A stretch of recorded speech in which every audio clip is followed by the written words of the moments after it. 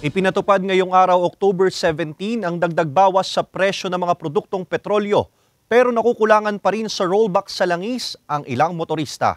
Narito ang report ni Hazel Alviar. 5 anak ang binubuhay ni Mang Edsel sa kanyang pamamasada ng jeep. Bagamat ikinatuwa nito ang rollback sa diesel at kerosene na ipinatupad ngayong araw, nakukulangan pa rin siya rito. Hindi man kasi nung ramdam dahil kakunti naman nung nakakaintindi sa aming pagdadagdag ng pamasahe. Hindi naman nung lahat nagdadagdag. Hirit naman ng tricycle driver na si Anthony.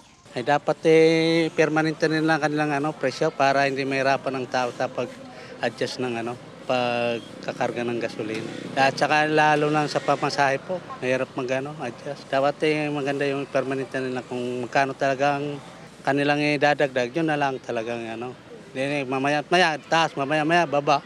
Pero ayon sa Oil Industry Management Bureau ng Department of Energy, wala silang kontrol dito dahil importer lang ng langis ang ating bansa. Kung gasolina ang nagbawas presyo noong nakaraang linggo, kabaliktaran naman ngayon dahil bahagya itong tumaas ng 40 hanggang 60 centavos kada litro, habang bumaba ng 1 peso 20 centavos hanggang 1 peso 40 centavos kada litro ang diesel at 1 peso hanggang 1 peso 20 centavos sa kada litro sa kerosene. Dahil umano sa mataas na inflation rate ng malalaking bansa sa Europa at Amerika, ang isa sa nakikitang dahilan ng rollback ng DOE. Habang bahagyang nakaapekto naman daw sa pagtaas ng gasolina ang nangyayaring giyera sa pagitan ng Israel at Hamas. Maliit lang naman yung kanilang mga export, hindi naman ganon. So, pero dahil dun, it's a geopolitical conflict na pinangangambahan na baka lumaki o mag-escalate yung kaguluhan, makaka-epekto. Kasama si Kel Ravaca, Hazel Alviar, Balitang Southern, Tagalog.